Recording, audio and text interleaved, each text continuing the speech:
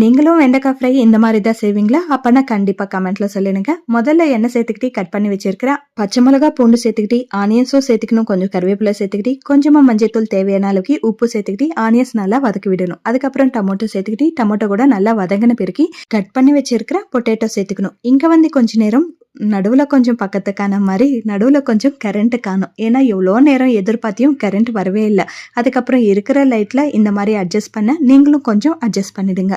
Potato சேர்த்துன பிறகு தேவையான அளவுக்கு மிளகாத்தூள் சேர்த்துக்கோங்க, தனியாத்தூள் சேர்த்துக்கோங்க, கொஞ்சம் ஜீரகம் பவுடர் சேர்த்துக்கோங்க, கொஞ்சம் தண்ணி விட்டு பொட்டேட்டோ வந்து பாதி அளவுக்கு வெந்தன பிறகு அதுக்கப்புறம் வெண்டைக்காய் சேர்த்துக்கணும். வெண்டைக்காய் சேர்த்துட்டு எண்ணெயில் கொஞ்ச நேரம் ஃப்ரை பண்ணிட்டு அதுக்கப்புறம் கொஞ்சமா தண்ணி விட்டு வெண்டைக்காய் கூட நல்லா குக் ஆக விடணும். அவ்வளோதான், ஃப்ரை ரெடி ஆயிடுச்சு. இது சாப்பாட்டுக்கு மட்டும் கிடையாது, சப்பாத்தியோட சாப்பிட்டா கூட ரொம்ப நல்லா இருக்கும். கண்டிப்பா ஒரு முறை ட்ரை பண்ணிடுங்க. ட்ரை பண்ணிட்டு எப்படி வந்துச்சுன்னு கமெண்ட்ல சொல்லிடுங்க. இந்த வீடியோ பிடிச்சிருந்தா ப்ளீஸ் லைக் பண்ணுங்க, சப்ஸ்கிரைப் பண்ணலன்னா சப்ஸ்கிரைப் பண்ணிடுங்க.